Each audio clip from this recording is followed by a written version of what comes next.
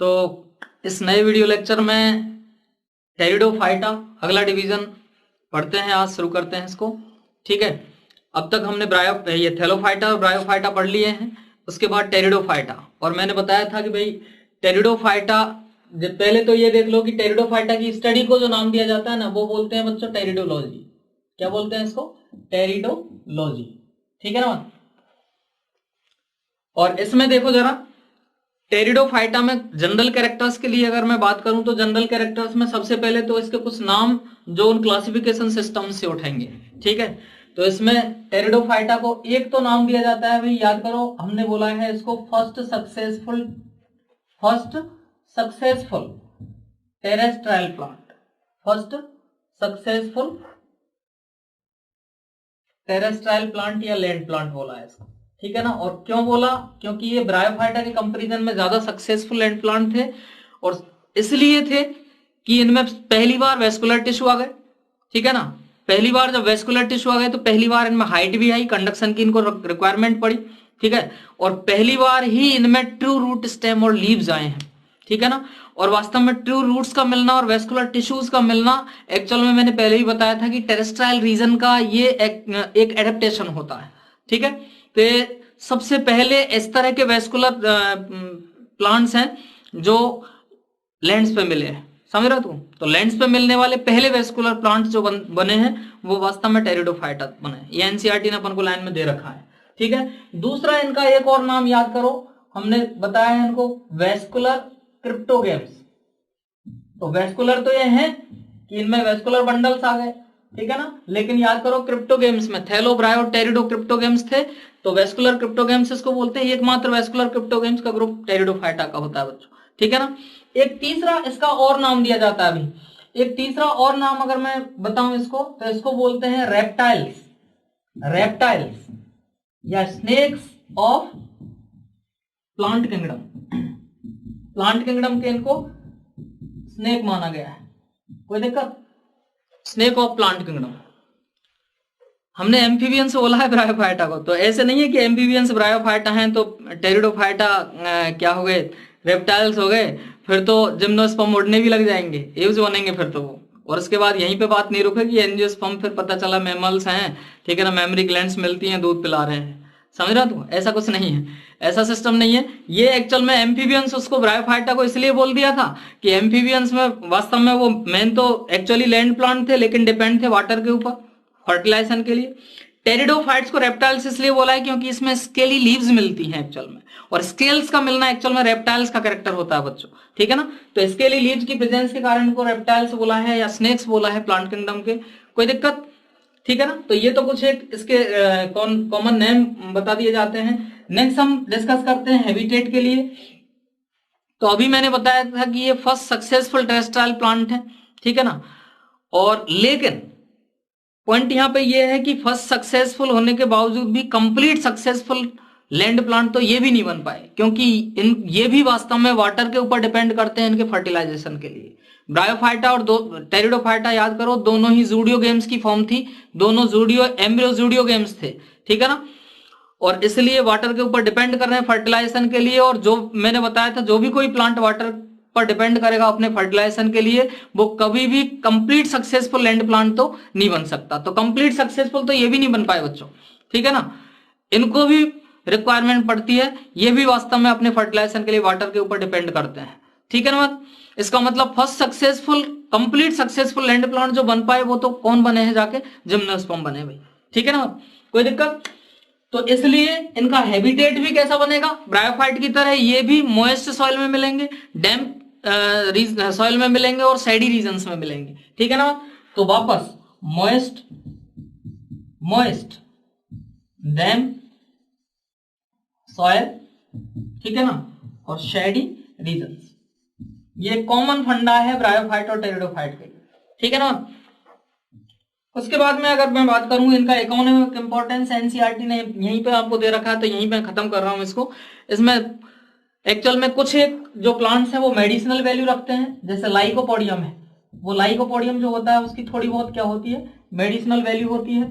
ठीक है ना, आयुर्वेदिक होम्योपैथिक मेडिसिन उससे मिलती है लाइकोपोडियम से। इसका एग्जांपल जैसे दूं मैं तो लाइकोपोडियम, होम्योपैथिक मेडिसिन मिलती है, ठीक है ना। कुछ वास्तव में जो होते हैं ये टेरिडोफाइट्स वो सॉइल बाइंडर्स की फॉर्म में यूज होते हैं। टेरिडोफाइट्स सॉइल बाइंडर्स, ठीक है ना, मतलब सॉइल को बाइंड करके रखते हैं ताकि उनका सॉइल इरोजन रुके, ठीक। और तीसरा केस बताया गया है फंड्स जो होते हैं, ज्यादातर फंड्स जो होते हैं हम ऑर्नामेंटल प्लांट्स की फॉर्म में इनको यूज करते हैं, गमलों में लगाते हैं घरों में, ठीक है ना, थोड़ा अट्रैक्टिव दिखते हैं फंड्स, ठीक है ना, तो वो एक्चुअल में कौन से हो जाएंगे ऑर्नामेंटल प्लांट्स। कोई दिक्कत बच्चों, ये ऑर्नामेंटल प्लांट्स की फॉर्म में यूज होते हैं, तो ये इसका इकोनॉमिक इंपॉर्टेंस है।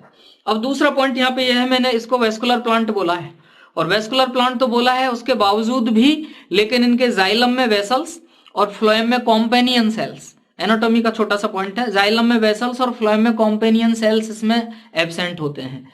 हालांकि सेलेजिनेला जैसे कुछ टेरिडोफाइट्स ऐसे हैं जिनमें फॉल्स वेसल्स मिल जाती हैं, जो ट्रेकिड्स का ही पार्ट होता है, ठीक है ना, लेकिन जनरली जाइलम में वेसल्स और फ्लोएम में companion cells, vessels in xylem, ठीक है ना, एंड कॉम्पेनियन सेल्स, इसको नोट डाउन करो, कॉम्पेनियन सेल्स इन फ्लोएम, ठीक है ना, ये दोनों क्या हैं एब्सेंट होते हैं, ठीक है ना बात, कोई दिक्कत यहां तक, कोई प्रॉब्लम नहीं।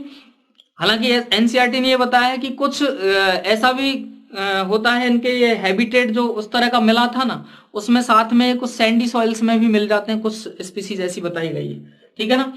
तो अच्छा दूसरा पॉइंट यहाँ पे ये है, इसका एक ये एक्चुअल में हम देखेंगे जिम्नोस्पर्म जो अगले ग्रुप पढ़ने जा रहे हैं ना, जिम्नोस्पर्म में भी सेम कॉन्सेप्ट वर्क करेगा कि उनके भी ये जाइलम में वेसल्स और फ्लोएम में कॉम्पेनियन सेल्स उनमें भी क्या होंगी एब्सेंट होंगी, तो दोनों ही टेरिडो और जिम्नो दोनों के ही केस में कॉमन कॉन्सेप्ट चलेगा, वहां पे भी मैं बात करूंगा इसकी, ठीक है ना। आगे बढ़े, इसके बाद में नेक्स्ट देखो जरा, अगला पार्ट है इसमें कि इसमें वेस्कुलर टिश्यू आ गए तो ट्रू रूट स्टेम और लीव्स प्रेजेंट है, इसका मतलब इसका मेन प्लांट बॉडी जो होगा बच्चों, वो मेन प्लांट बॉडी कौन सी होती है, sporophyte, spore producing plant body होगी, इसका मतलब डिप्लॉयड प्लांट बॉडी होगी और वो वेस्कुलर प्लांट बॉडी होगी, ठीक है ना। ट्रू रूट स्टेम और लीव्स मिलती है इनमें, और ट्रू रूट स्टेम लीव्स में सबसे पहले मैं बात करता हूं रूट की, जैसे लिख रखा है ट्रू रूट स्टेम और लीव प्रेजेंट है, कोई दिक्कत। सबसे पहले मैं बात करता हूं बच्चों रूट की, इनमें रूट जो मिलती है ना वो रूट होती है बच्चों एडवेंटिशियस, कैसी रूट होती है एडवेंटिशियस रूट। प्राइमरी रूट्स आती तो सही है लेकिन एफिमेरल होती हैं, जल्दी ही डिजनरेट हो जाती हैं और बाद में एडवेंटिशियस रूट्स इसमें बनती हैं, ठीक है ना, तो ये रूट्स एडवेंटिशियस प्रेजेंट होती हैं। इसके अलावा नेक्स्ट बात करता हूं मैं स्टेम की, स्टेम वास्तव में थोड़ा सा मैं अगला एक डायग्राम दिखा देता हूं आपको। एक तो स्टेम देखो जरा, एक तो स्टेम ये प्रोस्टेट कंडीशन में वीक है, ठीक है ना, बिल्कुल, और थिन होता है, क्लियर। जबकि ये स्टेम आप जो देख रहे हो, जो इक्विसिटम में आप देख पा रहे हो, ये इक्विसिटम का डायग्राम है और इसमें स्टेम इरेक्ट होता है, ठीक है ना, अपराइट है, इरेक्ट है और नोड्यूलेटेड है, ये नोड वाले पार्ट है, और ये दोनों नोड के बीच में क्या है इंटरनोड, ये नोड वाला पार्ट है, ये नोड वाला पार्ट है, दो नोड के बीच में क्या है बच्चों इंटरनोड है, क्लियर पॉइंट।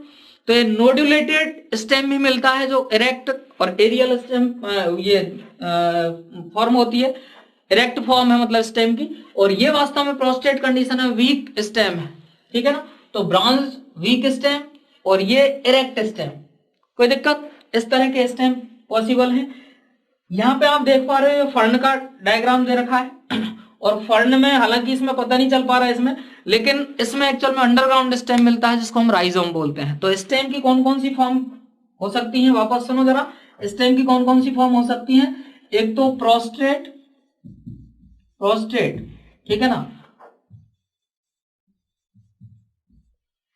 वीक, ठीक, ब्रांच्ड, कोई दिक्कत। दूसरा स्टेम जैसे फॉर एग्जांपल मैं बात करूं, जो उदाहरण दे रखा था वो किसका था, सिलेजिनेला का, किसका था बच्चों, सिलेजिनेला का, ठीक है ना, कोई दिक्कत। इसके अलावा दूसरा पॉइंट मैं बता रहा हूं कि इक्विसिटम में जो था वो कैसा था बच्चों, नोड्यूलेटेड था, ठीक है ना, नोड्यूलेटेड स्टेम, फॉर एग्जांपल इक्विसिटम, कोई दिक्कत। और फंड्स के केस में अंडरग्राउंड राइजोम का केस था, अंडरग्राउंड राइजोम होता है फंड के केस में, ठीक है, राइजोम, जैसे मॉर्फोलॉजी में हम पढ़ते हैं जिंजर अदरक का केस है, हल्दी का केस है, वो राइजोम की फॉर्म होती है, ठीक है ना। ऐसा ही इस टाइम वास्तव में अंडरग्राउंड स्टेम मिलता है किसमें, फंड्स के केस में। हालांकि एरियल ब्रांच हर किसी में मिलेंगी, ये ध्यान रखना, एरियल ब्रांच तो आती ही आती है, ठीक है ना। तो ये तो स्टेम होता है। इसके बाद में मैं बात करता हूं नेक्स्ट, इनके एग्जांपल्स को भी थोड़ा सा दिमाग में रख लो। हम बात करने जा रहे हैं 4 ग्रुप्स हम पढ़ेंगे इसमें, ठीक है ना। 4 ग्रुप्स में से एक ग्रुप को रिप्रेजेंट करेगा सेलेजिनेला, दूसरे एक ग्रुप को रिप्रेजेंट करेगा एक्विसिटम, और एक ग्रुप को रिप्रेजेंट करेगा साल्विनी, ये एक्चुअल में ये फर्न वाला पार्ट, ठीक है ना।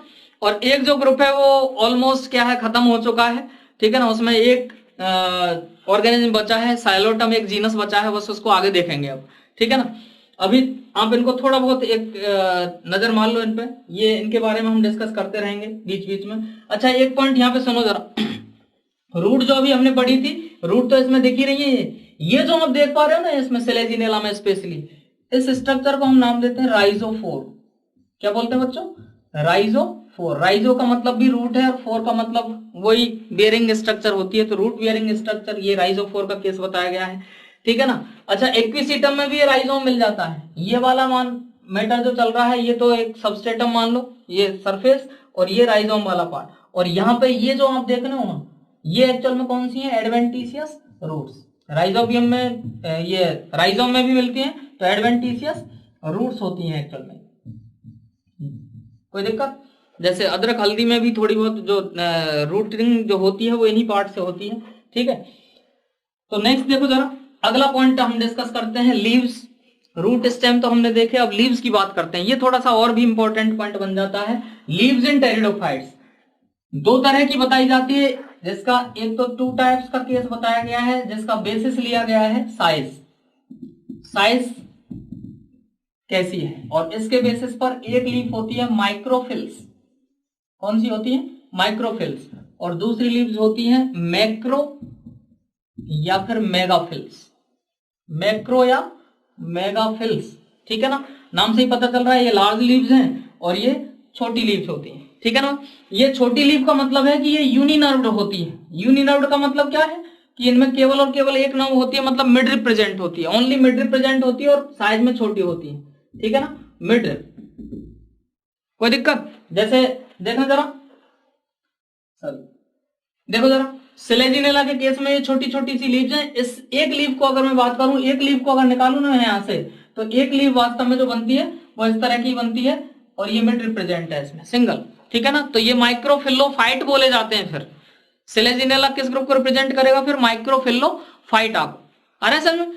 तो ये छोटी लीफ वाले होते हैं, और स्टेम इनके कंपेरिजन में काफी बड़ा होता है। कोई दिक्कत, इसमें देखो दूसरी जो लीफ बताई जाती है, वो दूसरी लीफ एक्चुअल में जो होती है वो वास्तव में होती है कौन सी, मैक्रोफिल या मेगाफिल। बड़ी पत्ती होती है। नीम की लीफ देखिए, नीम की, ठीक है ना। मॉर्फोलॉजी में हम पढ़ते हैं कि वो पिन्नेटली कंपाउंड होती है। सेम वही पिन्नेटली कंपाउंड लीफ जो होती है ना, वो लार्ज लीफ है, और वो वास्तव में किस में मिल जाती है बच्चों अपन को, वो मिल जाती है इस फर्न में। ये नीम के जैसी पत्ती का ही केस बनता है, जिसमें ऐसे, ठीक है ना, ये पिन्ना प्रेजेंट होते हैं ऐसे, और नीम में हालांकि एक अलग और होता है। इस तरह का जो नजारा होता है, इसी का बड़ा रूप जो बनता है वो फंड्स में बन जाता है। ऐसी लीव्स मिलती हैं, एरियल ब्रांचेस पे लगती हैं, ठीक है ना। तो ये मेगाफिल्स होती है, ठीक है। अच्छा दूसरा पॉइंट यहाँ पे नेक्स्ट देखो जरा, इसमें और मैं बता दूं आगे।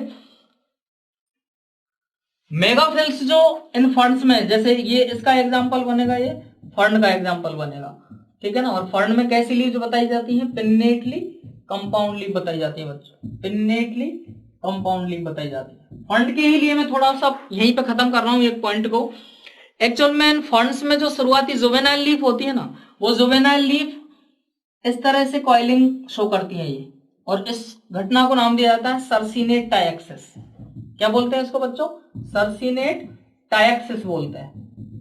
सर्सिनेट टायक्सिस का मतलब यहाँ पे ये है कि ये एक्चुअल में रोल्ड आउट होती है, और रोल्ड आउट जुवेनाइल लीफ जो बिल्कुल शुरुआती स्टेज में बनती है, वो रोल्ड आउट इसलिए होती है ताकि ग्रोइंग पार्ट्स इसके कहां चले जाएं, अंदर चले जाएं, और वो प्रोटेक्ट हो सके। समझ रहे हो तुम। तो ग्रोइंग पार्ट्स को प्रोटेक्ट करने के लिए सर्सिनेट टायक्सिस शो करती हैं। दूसरा पॉइंट, जब ये कंप्लीट लीफ मेच्योर हो चुकी होती है, तो फंड की मेच्योर या एडल्ट लीफ को एक्चुअल में नाम दिया जाता है, क्या बोलते हैं उसको, एक नाम देते हैं, वो नाम देते हैं फ्रॉन्ड बच्चों। क्या बोलते हैं? फ्रॉन्ड बोलते हैं। कोई दिक्कत? समझ में आ गई बात यहाँ पे? ठीक है, नेक्स्ट देखो जरा। तो इस तरह से ये फंड की इस तरह की ये लीफ बनती है। ऐसे ही साल्विनियम, इसमें भी थोड़ी बड़ी पत्तियां हैं, ठीक है ना। तो ये मैक्रोफिल्स या मेगाफिल्स का केस बन जाता है, ठीक है ना। और ज्यादातर फंड जो हैं वो मेगाफिल्स वाले हैं, तो इनको नाम दे सकते हैं हम मेगाफिल्लोफाइटा। फंड को क्या नाम बोल सकते हैं? मेगाफिल्लोफाइटा। ऐसे प्लांट जो मेगाफिल्स रखते हैं। कोई दिक्कत यहाँ पे? इसके बाद में दूसरा पॉइंट मैं डिस्कस करता हूं यहाँ पे। वापस लीफ जो होती है ना, ये एक और इसमें ऐड करता हूं फिर से। टेरिडोफाइट में लीफ जो है वो फंक्शन के बेसिस पर वापस 3 तरह की है, 3 टाइप्स। इस समय बेसिस लिया है बच्चों क्या?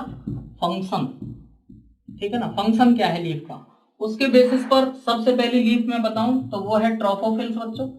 ट्रोफोफिल्स बायोलॉजी में तो टर्म्स को पकड़ने की कोशिश करो, बायोलॉजी में कुछ नहीं बचेगा, बायोलॉजी अपने आप ही मुट्ठी में आ जाएगी, ठीक है ना। टर्म्स को पकड़ना। Trophic term, heterotrophic, autotrophic. Trophic term किसके लिए आती है? न्यूट्रिशन के लिए। तो ये इसका मतलब न्यूट्रिटिव लीफ है, ठीक है, ठीक है ना। न्यूट्रिटिव लीफ है न्यूट्रिशन के लिए, और फिल का मतलब लीफ है ही सही। तो ऐसी लीफ जो न्यूट्रिशन प्रोवाइड करवाएंगी, इसका मतलब ये फोटोसिंथेटिक लीफ है। इनका फंक्शन क्या हो जाएगा? फोटोसिंथेसिस। तो ये फोटोसिंथेटिक लीफ है, और रिप्रोडक्शन में कोई ये पार्टिसिपेट नहीं कर रही, तो ये कैसी हो गई?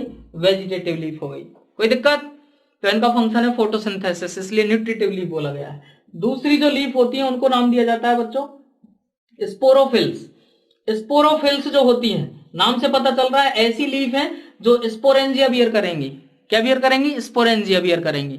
आ रहा है समझ में? इसका मतलब स्पोरेंजिया, तो स्पोर्स डेवलप होंगे स्पोरेंजिया में, तो इसका मतलब रिप्रोडक्शन से रिलेशन है इसका। तो ये लीफ कौन सी बोलते हैं? रिप्रोडक्टिव लीफ बोलते हैं रिप्रोडक्टिव लीफ। समझ रहा तू? तो ये रिप्रोडक्टिव लीफ होती है बच्चों, अच्छा, ठीक है ना। और ये bears, these bears sporangia. Sporangia generally ये बियर करती है। कोई दिक्कत? और इन स्पोरेंजिया में एक्चुअल में ये स्पोरेंजिया का जो ग्रुप होता है, ठीक है ना, इन स्पोरेंजिया के ग्रुप को नाम दिया जाता है सोरस। क्या बोलते हैं बच्चों? सोरस, जिसका प्लूरल टर्म होता है सोराई, ठीक है ना। जैसे ये लीफ मान लो, बिल्कुल लीफ लाइक स्ट्रक्चर ही होती है। यहाँ पे ये स्पोरेंजिया होती है, इस तरह के स्पोरेंजिया का जो ग्रुप बनता है उसको हम क्या नाम दे रहे हैं? सोरस बोल रहे हैं। ये सोरस हो जाए, ठीक है ना। ऐसी कई सारी, और बिल्कुल लीफ जैसी ही दिखती है ये स्पोरोफिल, ध्यान रखना टेरिडोफाइट के केस में। अरे समझ में? ये बिल्कुल लीफ जैसी ही दिखती है, तो ये स्पोरोफिल का केस है। और तीसरी जो होती है वो बच्चों होती है कैटाफिल्स। कौन सी? कैटाफिल्स। एक पॉइंट याद करो आप, अदरक देखिए ना, जिंजर, उस अदरक में वास्तव में नोड वाले पार्ट जो होते हैं वहां पे ब्राउन ब्राउन कलर की स्केली लीव्स होती हैं, छोटी छोटी ब्राउन ड्राई सी पेपरी लीव्स होती हैं, ठीक है ना। वो एक्चुअल में वो कैटाफिल्स का ही फॉर्म है, ठीक है ना। तो ये कैटाफिल्स जो होती हैं वो वास्तव में कैसी होती हैं? ड्राई होती हैं, ब्राउन होती हैं, ठीक है ना। इसके अलावा पेपरी होती हैं, बिल्कुल ठीक।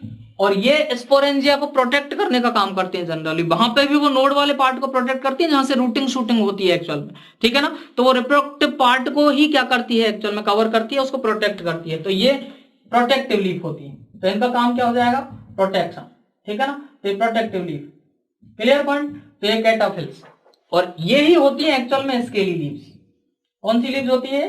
Scaly leaves. और स्केली लीव्स की प्रेजेंस की वजह से ही हमने इनको क्या नाम दे दिया था? Reptiles of plant kingdom. समझ में आई बात?